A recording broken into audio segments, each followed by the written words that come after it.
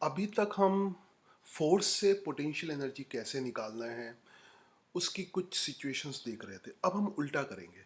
अब potential energy से force find करेंगे। तो this is the topic, potential energy से फोर्स की तरफ जाने का। तो पहले हम तो इसका फॉर्मूला वगैरह देख लेते हैं। Let's start. So suppose this is earth and कोई पार्टिकल h हाइट पे, यहाँ पे y ले रखी है हमने, इसको h की जगह y ले रखा है, वेरिएबल जैसी फीलिंग हो। तो y डिस्टेंस पे, अर्थ की सरफेस से y डिस्टेंस पर है, और अर्थ के सरफेस पे हमने ज़ीरो पोटेंशियल एनर्जी लिया है।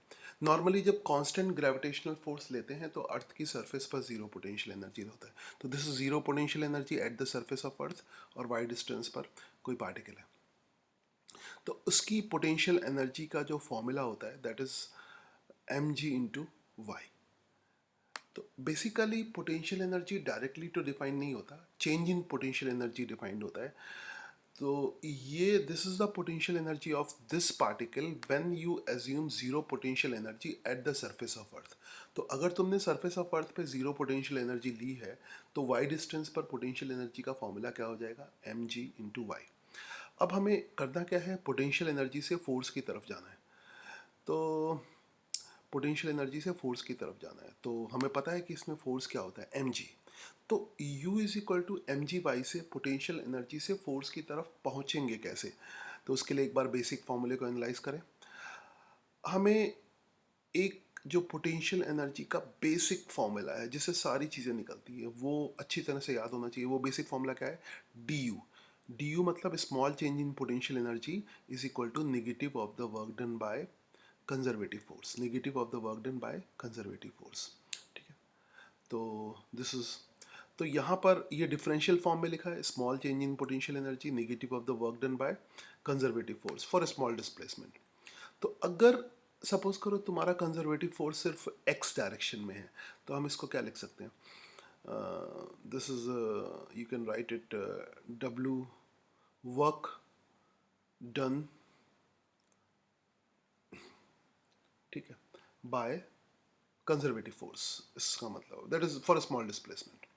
सो तब हम इसको क्या, यानी डी यू को हमने क्या लिखना है, अगर सपोज वन डायमेंशन में, तो हम लिख सकते हैं D U is equal to minus F X D X.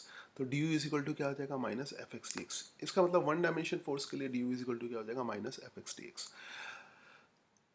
तो इसको फिर हम ऐसे भी लिख सकते हैं, F X is equal to minus D U upon D X.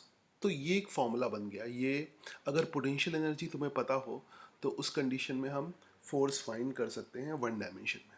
तो अप्लाई करते हैं इस वाली सिचुएशन में। यहाँ पर x की जगह y है तो उससे कोई फ़र्क तो पड़ता नहीं है, तो हम D U upon D Y use करेंगे।